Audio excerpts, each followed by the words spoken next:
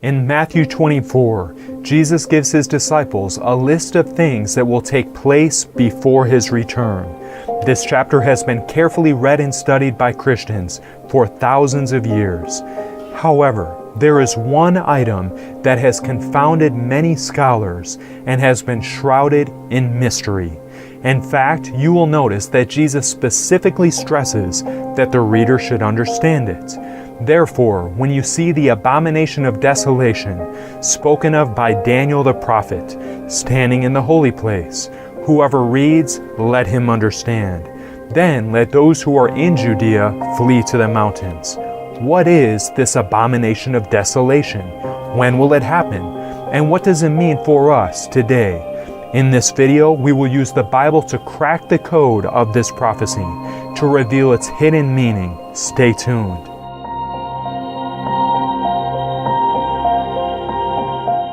Hi, this is Dustin with Hope Through Prophecy. On this channel, we help you understand Bible prophecy and be prepared for the soon return of Jesus. If you're new, make sure you're subscribed with all bell notifications turned on. And make sure you subscribe to our brand new Clips channel as well, with daily uploads of clear, concise Bible answers. What is this abomination of desolation? In Matthew 24:15, Jesus used it as a sign for his followers to flee from Jerusalem to escape destruction. Then let those who are in Judea flee to the mountains. Many Christians believe that this prophecy is speaking about the Seleucid king Antiochus Epiphanes IV, who ruled Palestine from 175 to 164 BC. According to history, the Jews rebelled against him, and to try to suppress the rebellion, he stopped the temple services and offered pigs on the altar. According to the Jews, this was indeed an abomination. But it didn't cause desolation, because the temple wasn't destroyed and the services did resume. Not only that, but in Matthew 24:15, Jesus is looking forward to a time in the future. He said, when you see the abomination of desolation. So this event was to happen after Christ. Antiochus Epiphanes IV lived before Christ. Friends, we need clear answers from God's Word. Let us take a closer look at this prophecy and allow the Bible to explain itself. The Gospel of Luke tells us the same story but from a different angle. But when you see Jerusalem surrounded by armies, then know that its desolation is near. Then let those who are in Judea flee to the mountains. Let those who are in the midst of her depart, and let not those who are in the country enter her. The sign for Christ's followers to flee Jerusalem in Matthew 24:15 was the abomination of desolation standing in the holy place. The same sign in Luke 21:20 is Jerusalem surrounded by armies. This clearly tells us that the abomination of desolation has something to do with armies attacking Jerusalem. But there's more clues in Matthew. Jesus said that this abomination was spoken of by Daniel the prophet. So for us to understand what this means, we need to go back to the Old Testament book of Daniel. We find the abomination that makes desolate mentioned in Daniel chapter 9. This chapter deals with another prophecy regarding the Jewish nation. After God restored the Jewish nation from the Babylonian captivity, he gave ancient Israel 70 prophetic weeks or 490 literal years of probation to see if they would be true and faithful to him. This prophecy is part of the longer 2300-day prophecy. To understand this prophecy in detail, check out the video called the 2300-day prophecy. This prophecy predicted when the Messiah, Jesus Christ, would start his ministry and what would happen to Israel when the prophecy ended. In this video, you will learn that each day of this prophecy represented one literal year. Notice what the angel said to Daniel. And after the 62 weeks, Messiah shall be cut off, but not for himself. And the people of the prince who is to come shall destroy the city and the sanctuary. The end of it shall be with a flood. Until the end of the war, desolations are determined. Then he shall confirm a covenant with many for 1 week. But in the middle of the week he shall bring an end to sacrifice and offering. And on the wing of abominations shall be one who makes desolate. even until the consummation, which is determined, is poured out on the desolates. This may sound confusing, but let's break it down. The Messiah would be cut off towards the end of the prophecy. By killing the Messiah, the Jews ultimately would destroy their own city. Messiah would confirm or strengthen the covenant, the gospel, for 1 week or 7 years. This week represents the ministry of Christ to the Jews. For the first half of the week, Christ personally confirmed the covenant with his public ministry.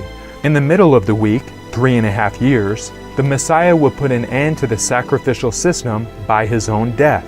The gospel was spread during the second half of the week by his disciples. The Jews ended this week by stoning Stephen, and the gospel then went to the whole world. This ended the 70-week prophecy. The next event after this prophecy is described by the latter part of verse 27. And on the wing of abominations shall be one who makes desolate, even until the consummation, which is determined, is poured out on the desolates.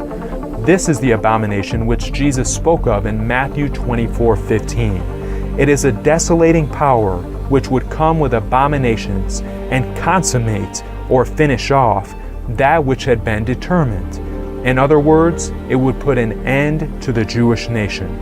According to the prophecy of Daniel, we should expect this to take place sometime after the gospel went to the world in the time of the apostles. 40 years after the death of Christ, the Roman armies laid siege around the borders of Jerusalem. They placed their banners around the great city. These banners represented depictions of their heathen gods. You see, the Jews considered this ground around the city as holy. To see the Roman banners on that holy ground was to them a great abomination. This was the sign that the followers of Jesus were looking for. But how were they to escape seeing this city surrounded? Flavius Josephus, a Jewish historian who was born in 37 AD and an eyewitness to the destruction of Jerusalem, recorded the following. Without having received any disgrace, he, Cestius, the Roman general, retired from the city without any reason in the world. As the Roman armies retreated, the Jews chased after them, leaving the city open. The Christians knew about Christ's warning and immediately fled the city. The Romans came back later and completely decimated the city of Jerusalem. The Jews were slaughtered, and the survivors were taken to Rome. This was a direct fulfillment of Jesus' prophecy in Matthew 24 and Luke 21. The Roman standards being placed around the city of Jerusalem was a sign for the followers of Jesus to escape. But this is not a complete fulfillment of the prophecy. A careful study shows that Jesus' prophecy of the abomination of desolation in Matthew 24 has more than one meaning. Notice in verse 3, the disciples asked Jesus, "Tell us, when shall these things be? And what shall be the sign of thy coming and of the end of the world?" So, the prophecy regarding the abomination of desolation is also a sign of the end of the world. The prophecies in Matthew 24 are multi-layered. They have an application to the destruction of Jerusalem, but Jesus used this event as an example of what will happen on a global scale at the end of the world. Things get even more interesting when we discover additional clues and meanings of this mysterious but incredibly important prophecy. Once again, we find these clues later in the apocalyptic book of Daniel. The abomination of desolation is mentioned in Daniel chapters 8, 11, and 12. Daniel 8 is a prophecy concerning the rise of a power which would claim to change the laws of God. To understand this prophecy in more detail, check out the video called The Antichrist. In brief, we see a ram with 2 horns which is attacked and killed by a male goat with 1 large horn. The ram represents the dual kingdom of Media and Persia. The goat represents the kingdom of Greece. After the goat kills the ram, the large horn is broken, and 4 other horns come up in its place, spreading out in 4 different directions. The horn that broke represents Alexander the Great. Alexander died, and his kingdom was divided between his 4 generals. Towards the end of these generals' reign, there arose a little horn. This is the same little horn that is mentioned in Daniel 7. Speaking of this little horn, the Bible says, "He even exalted himself as high as the prince of the host, and by him the daily sacrifices were taken away, and the place of his sanctuary was cast down. Because of transgression, an army was given over to the horn to oppose the daily sacrifices, and he cast truth down to the ground. He did all this and prospered. Then I heard a holy one speaking, and another holy one said to that certain one who was speaking, 'How long will the vision be concerning the daily sacrifices and the transgression of desolation, the giving of both the sanctuary and the host to be trampled underfoot?'" Notice that this little horn power, also referred to as the Antichrist, exalts himself in the place of God, and he would cast down God's sanctuary. Then the question is asked, how long is this vision concerning the transgression of desolation? This sounds very similar to the abomination of desolation, doesn't it? If we go to Daniel 11, we will see the abomination of desolation appear again. Speaking of the same little horn power, this time as the king of the north, Daniel was told, "And forces shall be mustered by him, and they shall defile the sanctuary fortress. Then they shall take away the daily sacrifices, and place there the abomination of desolation." So it's very clear from these two verses that this power is responsible for the abomination of desolation. Who is this power? Going back to the original application of the prophecy in Matthew 24, it was the Roman Empire that was responsible for the abomination of desolation. They planted their heathen gods on the holy ground outside the city. This was a sign to God's people that the desolation was coming, and they needed to flee. Is it possible that this same power could be responsible for the abomination of desolation in the last days? When we study the book of Daniel, we find all the prophecies pointing to one power. It is the Roman Catholic Church. This power came from the ancient pagan Roman Empire. Let's have a quick overview. In Daniel 2, we see a succession of kingdoms: Babylon, Media-Persia, Greece, Rome, and divided Rome. In Daniel 7, we see Babylon, Media-Persia, Greece, pagan Rome, and papal Rome. Daniel 8 starts with Media-Persia because Babylon had already fallen by this time, Greece, pagan Rome, and papal Rome. Daniel 11 covers the same timeline: Media-Persia, Greece, pagan Rome, and papal Rome. We find that the mention of the abomination of desolation takes place during the papal Roman period in Daniel 8 and 11. It therefore stands to reason that the abomination of desolation has to do with the activities of the Roman Catholic Church. In this video, we will speak openly about this organization, but I want to be very clear. We are talking about the system, not about the people within this church, many of whom are sincere Christians following what they believe to be right. Revelation chapter 17 also gives us a description of this power. Here we find her represented as a woman riding on a beast. The woman was arrayed in purple and scarlet, and adorned with gold and precious stones and pearls, having in her hand a golden cup full of abominations and the filthiness of her fornication. When we look at history, we discover that from 538 AD to 1798 AD, the Catholic Church was the dominant world power and demanded that all people worship the Pope. They said that the only way to God was through a priest or saint. In doing this, they took away the daily ministration of Christ as our high priest in the heavenly sanctuary and replaced it with the man-made confessional system. The place of God's sanctuary was cast down by the Roman Catholic Church. Furthermore, the Catholic Church also claimed to change God's law. They removed the commandment that condemns graven images and then split the 10th commandment in two, so there are still 10. But friends, they went much further. The following act has sent shockwaves throughout Christianity and is quite possibly the biggest deception in Christian history. The Catholic Church boastfully claimed to change the Sabbath of the Bible from the 7th day of the week, Saturday, to the first day, Sunday. This change is documented in history, and the church itself admits to this blasphemous act. Question: have you any other way of proving that the church has power to institute festivals of precept? Answer: had she not such power, she could not have done that in which all modern religionists agree with her. She could not have substituted the observance of Sunday, the first day of the week, for the observance of Saturday, the seventh day, a change for which there is no scriptural authority. You will notice that the Catholic Church admits to this change and even concedes that there is no scriptural authority for it. In fact, they claim that their authority is above the Bible. The Church is above the Bible, and the transference of the Sabbath observance is proof of that fact. All of these heinous acts were a preparation or a setup for the final fulfillment of the abomination of desolation prophesied by Jesus, the one that applies directly to us in these last days. Stay tuned, friends, and don't miss this. Let's continue. The Roman Catholic Church ruled for 1260 years. Then in the year 1798, the French general Louis Berthier invaded Rome and took the Pope prisoner.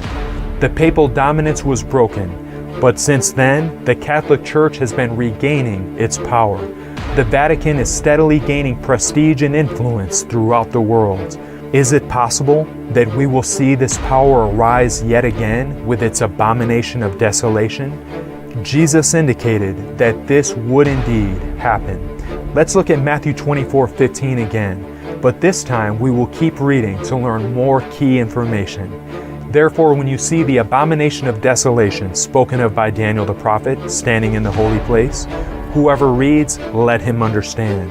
Then let those who are in Judea flee to the mountains. Let him who is on the housetop not go down to take anything out of his house. And let him who is in the field not go back to get his clothes.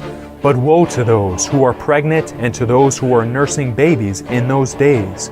And pray that your flight may not be in winter or on the Sabbath. For then there will be a great tribulation, such as has not been since the beginning of the world until this time. No, nor ever shall be. And unless those days were shortened, no flesh would be saved. But for the elect's sake, those days will be shortened. After this abomination of desolation is put in place, Jesus said that there would be great tribulation, or trouble greater than anything this world has ever seen. It's true that there was great persecution when the Roman Catholic Church rose to power in 538 AD. But this tribulation spoken of by Jesus will actually bring on the end of the world. We are told that if this tribulation is not cut short, no one would be saved. So we can expect this power to do something in the last days that is going to be an abomination to God, and which will bring desolation to His sanctuary. The act will cause God Himself to step in and put an end to this kingdom and establish His everlasting kingdom. Remember the original application of abomination of desolation? It was the Roman banners or ensigns placed in the holy ground around the city of Jerusalem. That was the sign to God's people to flee from the city. Does the Roman Catholic Church have a sign which God considers an abomination? Yes, they do. The Catholic Church claims that changing the day of worship from the seventh-day Sabbath, or Saturday, to the first day of the week, Sunday, is a mark of their authority. Of course, the Catholic Church claims that the change was her act, and the act is a mark of her ecclesiastical power and authority in religious matters. Protestants accept Sunday rather than Saturday as the day for public worship after the Catholic Church made the change. But the Protestant mind does not seem to realize that in observing Sunday, they are accepting the authority of the spokesman for the Church, the Pope. Sunday is the mark of the Catholic Church's authority. The Bible tells us that in the future, this power will unite with the United States of America to enact laws that will attempt to force everyone to receive this mark of their authority. For more information on this unholy union prophesied in the book of Revelation, please watch our video, The USA in Bible Prophecy. He causes all, both small and great, rich and poor, free and slave, to receive a mark on their right hand or on their foreheads, and that no one may buy or sell except one who has the mark or the name of the beast, or the number of his name. In the future, we will see the Roman Catholic Church enact a Sunday law. The force of the U.S. government will be used to impose this false Sabbath created by the papacy. This will be the second and final fulfillment of the abomination of desolation spoken of by Christ, when the papacy unites with the government to place its false Sabbath, the mark and sign of its authority, in the place of God's holy Sabbath day in the last days. In fact, we are already seeing the Pope discussing the importance of Sunday in preserving the environment. In May 2015, the Pope issued an encyclical called Laudato Si, on care for our common home. In this letter, he urges the world to take better care of the planet, and he uses Sunday rest as one way to help save the environment. Listen to what he said. Sunday is the day of the resurrection, the first day of the new creation, whose first fruits are the Lord's risen humanity, the pledge of the final transfiguration of all created reality. It also proclaims man's eternal rest in God. Rest opens our eyes to the larger picture and gives us renewed sensitivity to the rights of others. And so the day of rest, centered on the Eucharist, sheds its light on the whole week and motivates us to greater concern for nature and the poor. Here, the Pope is advocating a Sunday rest for the environment, and additional voices around the globe are joining him in this same plea, even calling for legislation that would enforce this. So, what's so bad about legislating a Sunday rest for the environment? I'm sure that many of its advocates have good and noble motives, and as Christians, we agree on the need to care for the environment. However, God has already given us a day of rest. It's the seventh-day Sabbath, not Sunday.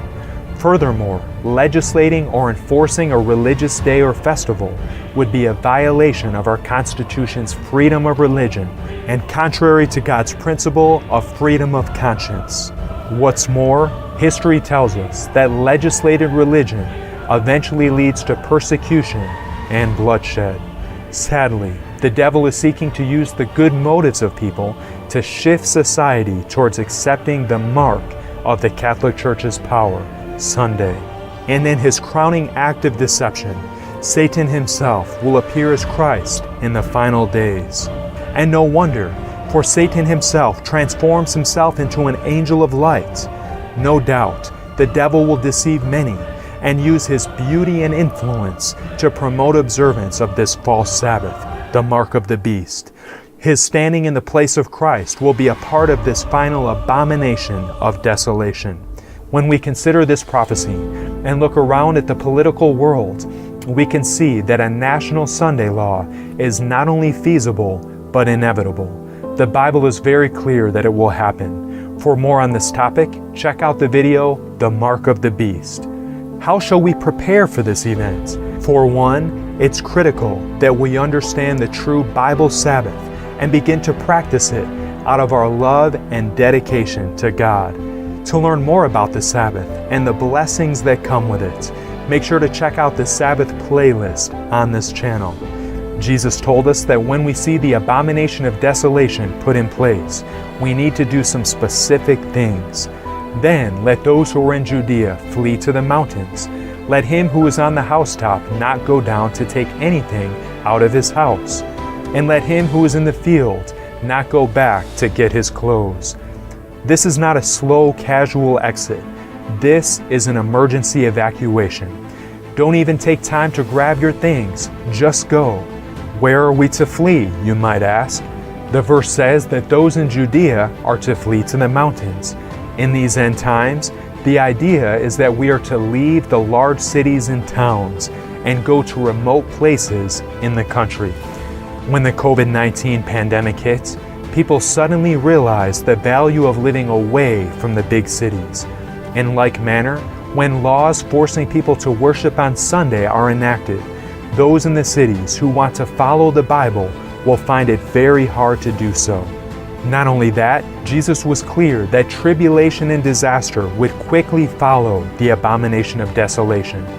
In large disasters, those in the cities would suffer much more than those out in the country who can grow their own food and live off the land. God's judgments will fall on the large cities, and those who stay there will find themselves in great peril.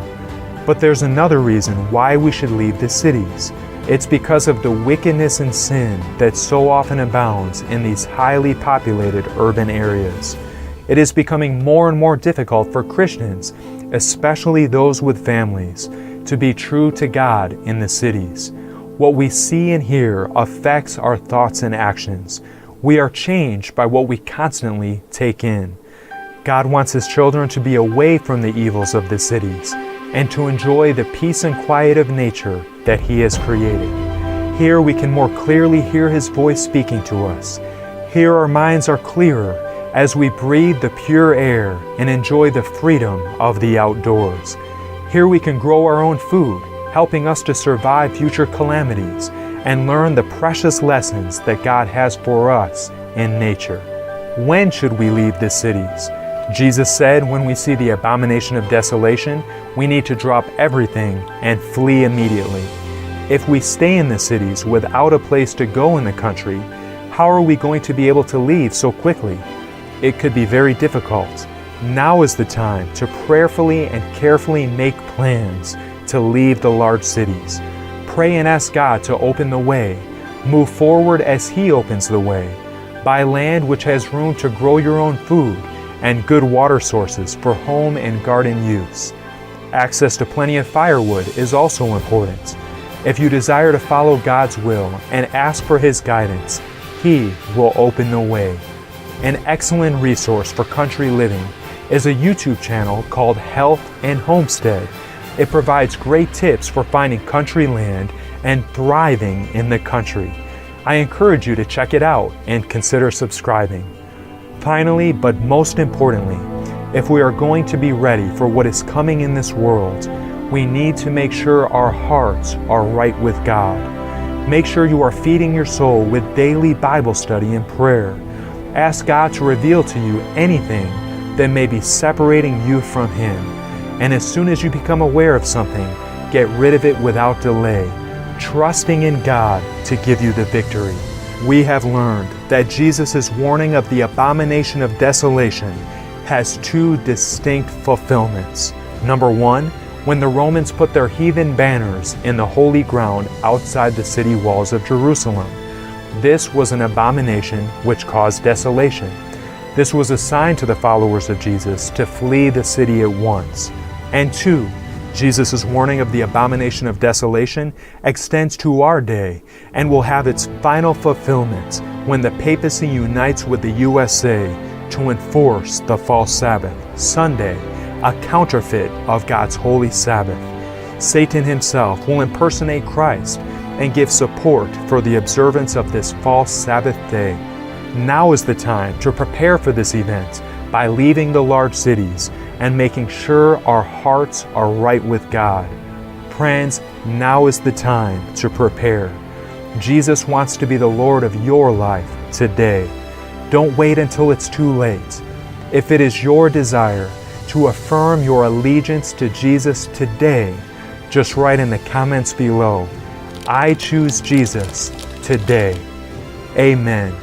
If this video has been helpful to you, please like it and share it with friends and family so it can go far and wide. And make sure you are subscribed to this channel and our new Clips channel as well. To support Hope Through Prophecy and see my daily devotional videos, please consider becoming a Patreon as well. Most importantly, friends, keep your eyes on Jesus, the author and finisher of our faith.